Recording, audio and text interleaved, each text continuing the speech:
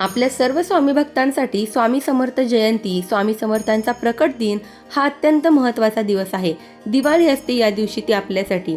म्हणजे या दिवसामुळे आज महाराज आपल्याला लाभलेले आहेत. श्री स्वामी समर्थ या नावाचा केवळ उच्चार केला तरी मनात एक वेगळाच आत्मविश्वास निर्माण होतो. सकारात्मकता मिळते, वेगळीच ऊर्जा संचारते, प्रेरणा मिळते. श्री स्वामी समर्थांचे श्रेष्ठत्व वर्णन करण्यास कोणत्याही भाषेतील शब्द थिटे पडतात. प्रत्यक्ष त्या ब्रह्मांडाला शब्दात कसे पकडणार, बरोबर ना? श्री स्वामी समर्थांचा अवतार ही भगवंताची सर्वात मोठी लीला मानली गेली आहे.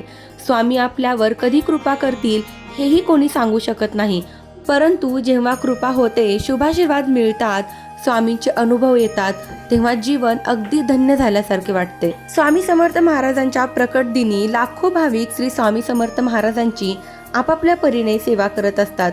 31 मार्चला सोमवारी आहे आपल्या स्वामींचा प्रकट दिन, स्वामी समर्थ यांची जयंती. तर या दिवसांपर्यंत आपल्याला जमेल तेवढी छोटी मोठी काहीही तुम्ही सेवा केली तर ती सेवा जी आहे ती लागू पडते, तिचा आपल्याला 100% फायदा होतो. तर बघा, स्वामी समर्थ प्रकट दिन आहे 20 मार्चला. तर तुम्हाला 11 दिवसाची स्वामींची सेवा करायची आहे. ती म्हणजे 10 मार्च पासून तुम्हाला या सेवेला सुरुवात करायची आहे.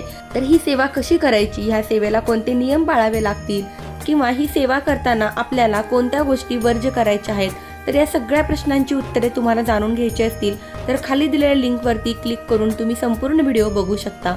धन्यवाद. श्री स्वामी समर्थ.